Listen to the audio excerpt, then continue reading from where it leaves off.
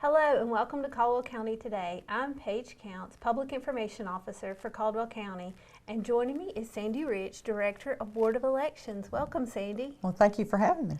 Today we're actually at the Board of Elections and we're going to talk about the upcoming primary election. Yes, and it'll be March the 3rd, and it's coming up fast. It is coming up fast, and this is a new date for the primary election. It's earlier than usual. Right. They changed it to having the election in March instead of May, that we've been having it in May. So get a little bit earlier start on the other states getting our votes in and everything. All right, so, and before you know it, it's going to be time for early voting. Yes, and that starts on February the 13th, which is a Thursday. The deadline to register and get everything done is on the 7th of February. And we will have same-day registration going on. If you're not registered, then you need to come in and bring a power bill, like bank statement, water bill, proving that you do live here in Caldwell County, and we can get you registered at that time and let you vote. If you don't make the February 7th deadline, you need to do one-stop voting, right? Right, and get the same-day registration. Same-day registration, Right. You can register and then vote, but you still need to bring that power bill, something that shows that you live in Caldwell County. That is correct, yes. And how long does one-stop early voting run? It starts on February 13th and runs through February the 29th. Now, you've got some pretty long hours for early voting. Yes, we do. Weekdays will be open from 8 to 7:30. And on weekends, the Saturdays will be open 8 to 3. So everybody has a good wide open date to pick when they want to come and do one stop. We'll be open all those hours, and hopefully everybody will come out and vote early, and that'll be wonderful. Be great. Now, where can you do that? We have two sites, and one is at the library, except now it is called the Caldwell County Resource Center, and that's at 120 Hospital Avenue. And then we have the other side at the Granite Falls Recreation Center, and that's at 51 Pinewood Road. So that's what the two one-stops that we do have here in Caldwell County. And the location at the library, or the Resource Center, most people will know it as the library, that is new. Board of Elections moved here In June. In June. Right. So the municipal election that we had last fall was here. Yes, and we have a room down the hall that we do our one-stop in. It's a big room, so everybody can get in, and we have lots of booths set up, or you can sit at a table. Very convenient. And then, of course, at Granite Falls, we'll have enough space down there to have many tables if you want to sit down. Handicap equipment if you need that. So we're up and ready to go. Will you also have curbside voting? Yes, always at one stop and at the precinct level we do have one stop. And those areas are marked off. We have signs that we put out at the one stops and also at our precinct, so you know where to pull into. So when somebody comes in and says we have somebody in the car, they're unable to come into the precinct to vote, and we will come out with a form, get their information, and come back in, and they turn it over to the person at the computer to run their application on it. Now, on the application, it states, I am unable to come in to vote, and they have to sign that before they can get their ballot. Okay, so there is a little bit of a process, but it is for people who can't come in That's or have correct. mobility issues. Right. So just to make it a little bit easier for those folks. That's right. Also, there are some people who can't get here at all for whatever reason. So we have absentee voting. Lots of ways to vote. That's correct. Absentee voting by mail, if you have to have a special application to fill out. This time, State Board has changed the rules on that, and it's a different form that you have to fill out. We do have them here at the office, or you can go on to the State Board of Elections website and print one of those applications off. Fill that out, mail it to the Board of Elections here in Caldwell County, and we'll get that ballot processed and out to you. Now, but there's a deadline for applying for an absentee ballot. Yes, and that is on the Tuesday before the election, which will be the 25th. That'll be the last day at 5 o'clock to apply for those absentee ballots to be mailed to you. And it gives them time to, after we mail them out, time for you to get the ballots back into us. Right, because those ballots have to be back in by, let's see. Well, they have to be back in by March the 3rd at 5 o'clock. Military is a little bit different. They give them a little bit longer time because they have to get them back to us. But the deadline is March the 3rd at 5 o'clock. So it is important to really watch these dates. There's a lot of dates we're giving you, and it's important to kind of keep an eye on those dates so you know when these deadlines are. That's correct. Okay, let's talk about the ballots. Well, we have 5 different ballot styles this time, and it's because we have several different parties. A primary election, what people don't understand sometimes, is to elect the candidates of your party that you want to be placed on the ballot in November. So now we have 5 different ballot styles, and we'll start with the Constitutional Party.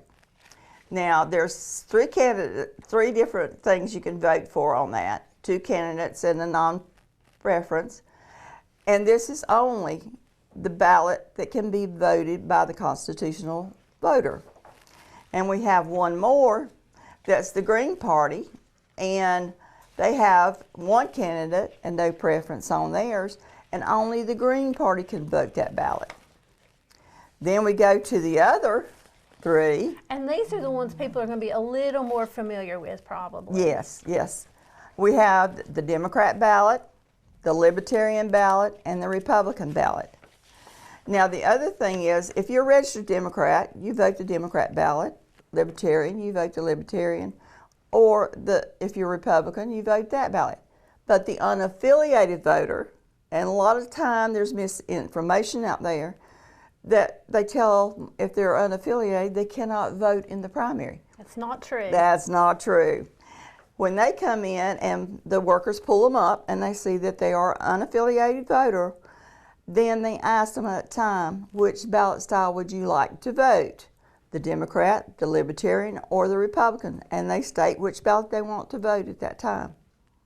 Now, if there's a second primary, then they have to vote the same ballot they voted in the first primary. Why would there be a second primary?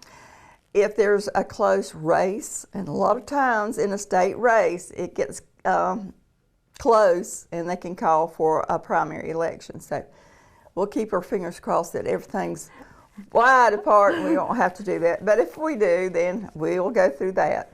And several of these races, just looking over this ballot, there's several people running, so there could be close races. Right.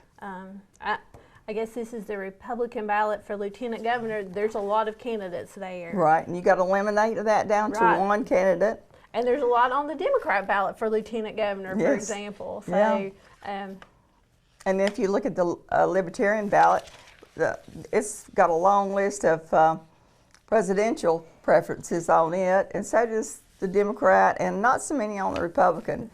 Right. So it's different on each ballot. And of course, on the Republican ticket, you'll have the local race of the county commissioners.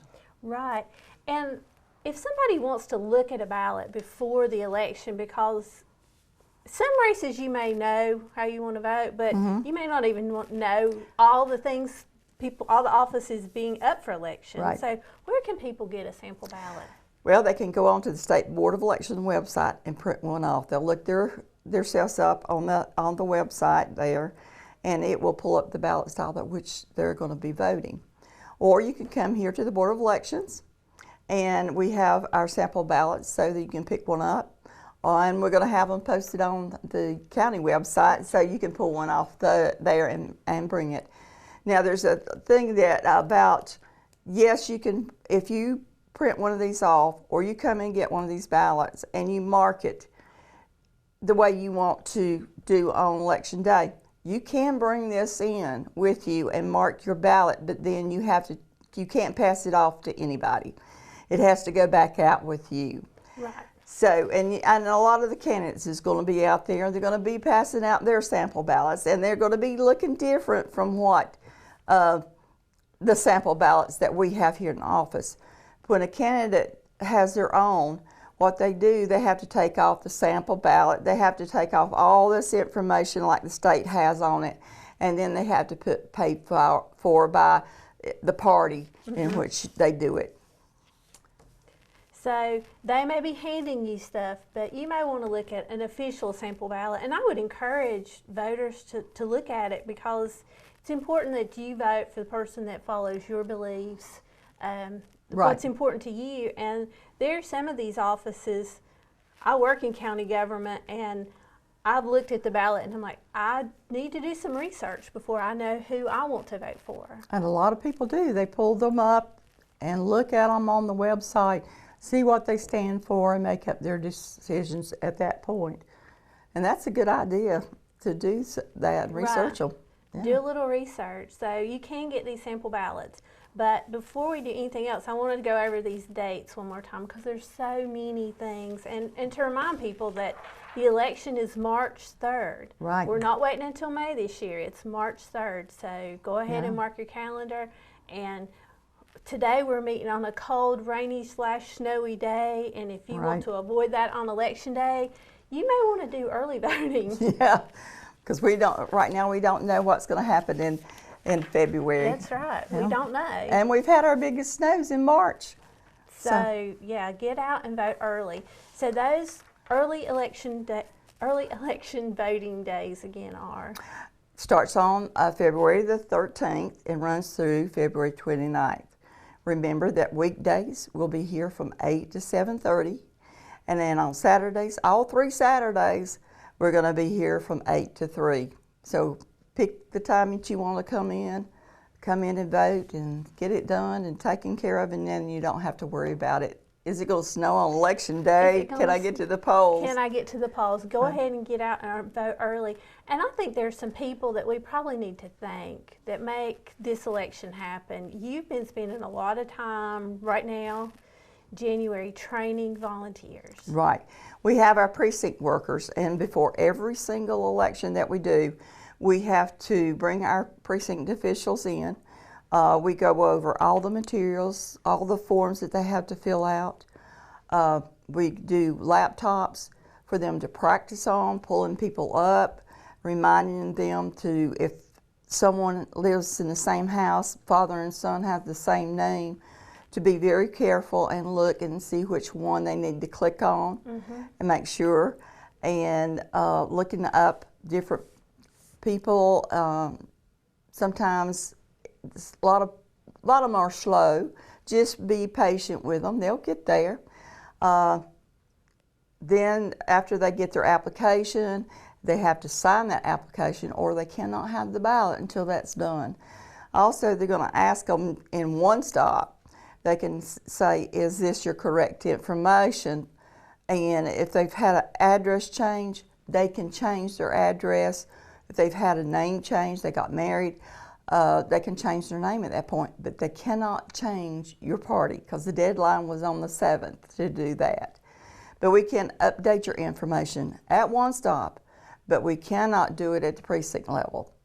And a lot of people, that will come into the precinct, they've moved into that precinct district, but they forgot to come in and change their stuff with us, so we'll probably have to send them back to their other precinct to vote, and then get that information from them and get them updated before the November election. So that helps out. But always remember, if you can't get back to your regular precinct to vote and you go into the wrong one and it's close to 7:30 when we close the polls, you can vote at what we call a provisional ballot. And that gives them the opportunity to go ahead and get it in, and then we check out all the information on it, and the board will make the decision if it counts or not counts. So everybody's got a chance to vote. If they come in and we can't find them, they can still do that provisional ballot and fill out all that information, and we can get them on the books the next time. The next time. Yeah. So, and your people that are working the precincts, at the polls, they are there. They want to help. Right. And so just be patient with them. They're trying to move as many people through as possible. Same thing with your early voting. Oh, yes. And then we have also a system if the equipment, the laptop messed up or the printer, they have what we call a backup book. And we run it after we've got all the information in from Granite Falls, One Stop, and here, and our mail-out ballots have come back in. We put all that information in on the laptop, and it will, when they pull you up, it will tell if you've already went to One Stop or to vote also. So that's a good thing that we have there. But if their laptop went down or their printer went down, we use the backup book, and it's got labels in it, and we'll put it on the application. We never stop voting. And they sign that application. And then what happens when we get out there to see what's wrong, then we'll fix it, take those applications that they signed with the label on it, and then we'll print that one off after we get it in there and attach it, because we have to have their signatures. And they keep right on going. If the DS200, which we've had, Which is behind us here. it's great. Precinct workers just love it. Used to, in the old one, the DS100s, they had to turn the key halfway and get it started, and then they had to turn it all the way over to get everything going so the ballots would go through. This is so wonderful because when we program it and test it, and every single one of those that goes to the precinct and to the One Stop, and we have to have some spare backups, that machine is tested and run ballots through each and every one of them to make sure that when we do our test deck, we have to make sure that it gives every one of those people on that ballot a count. And then we have to do a mock election, sending it to the State Board of Elections so they see that we have tested all of our equipment. But if that machine was to go down, it's got what we call an emergency bin. They open it up and let them feed those in there, and then when we get out there and fix it, we feed them back through the machine and close the emergency bin up. Then in the bottom, where they used to have to get out all those ballots out and pack them up and put them in another bag, they can just leave them in that because they don't have to look at them.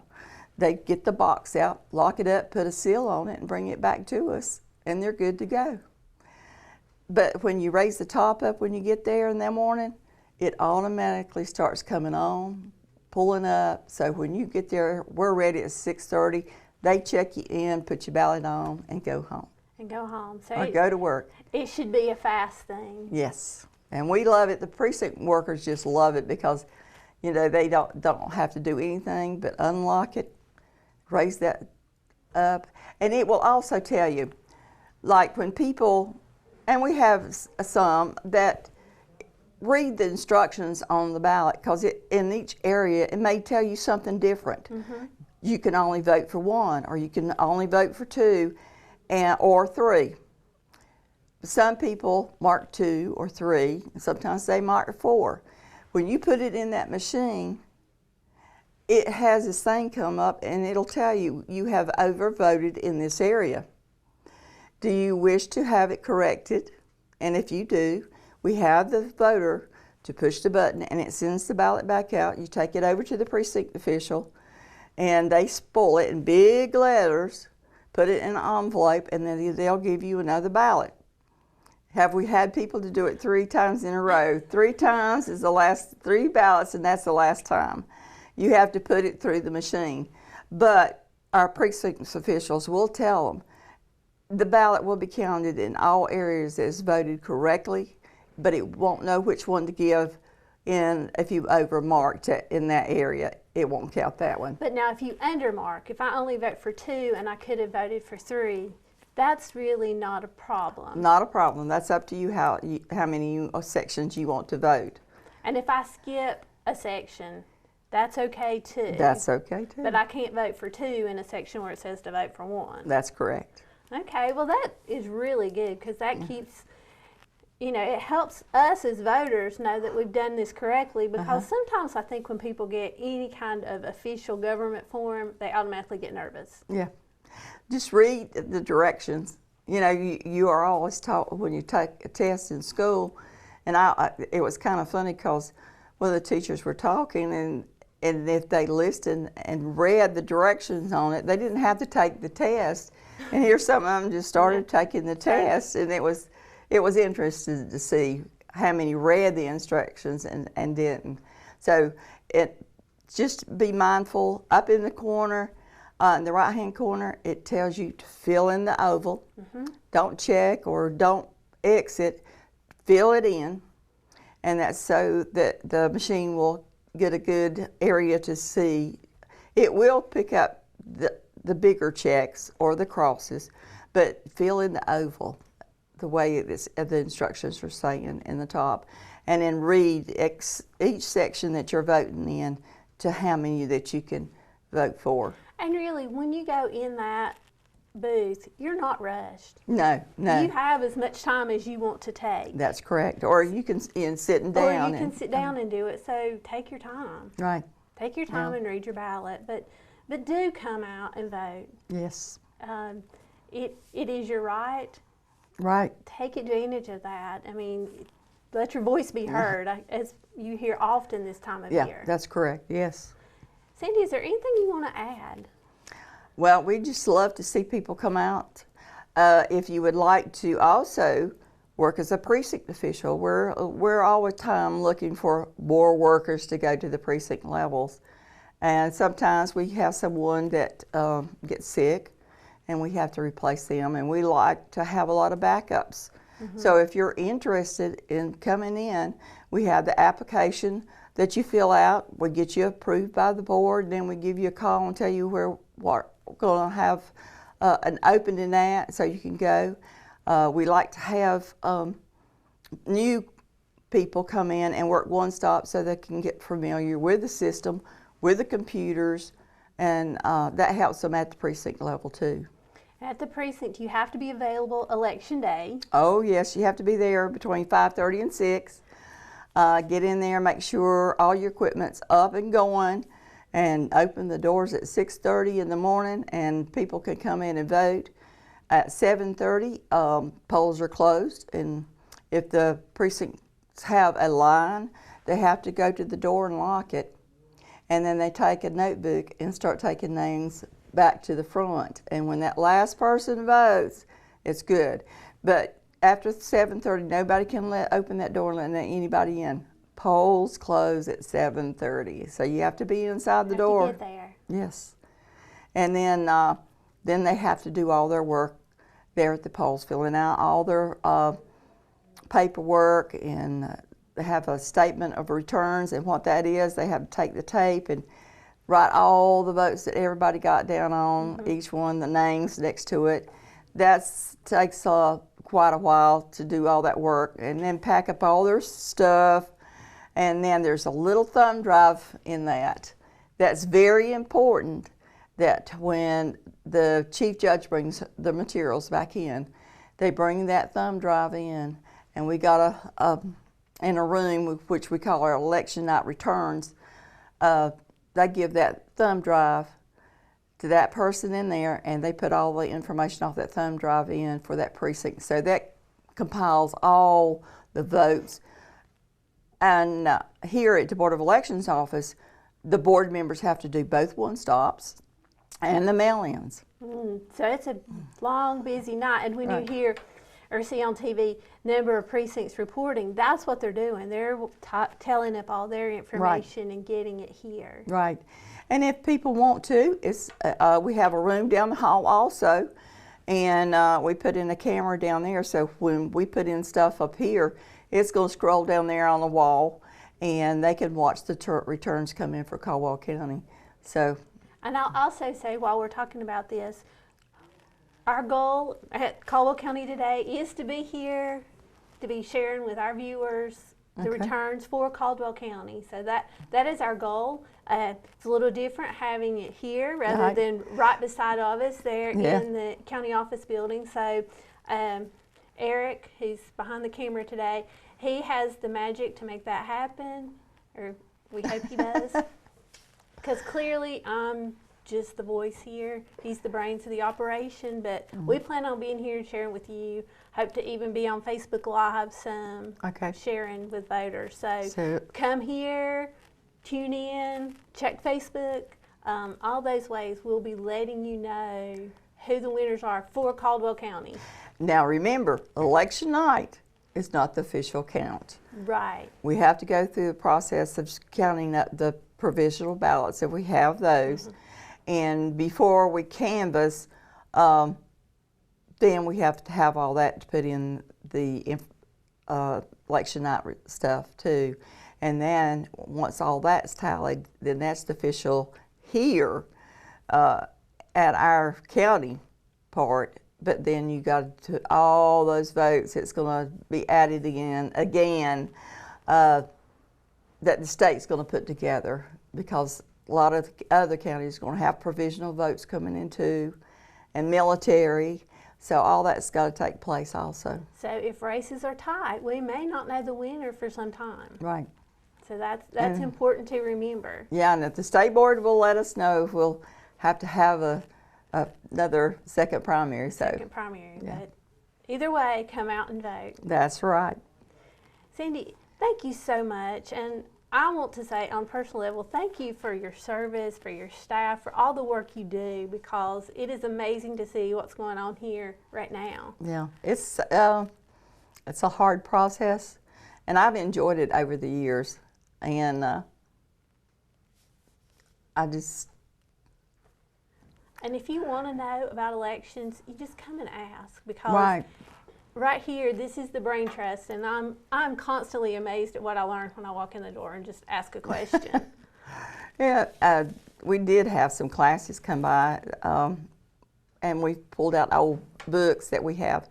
The person before me and before her, they kept a book of all the ballots that throughout the years, and I could go back through and find out if somebody calls, when did we do this? When did we vote on that? And pull those ballots out and look at them. And from that time, and I can remember when I was voting, that we had 4 or 5 different ballots. And now we have everything on one ballot. And it's just amazing how far we have come to this point in voting.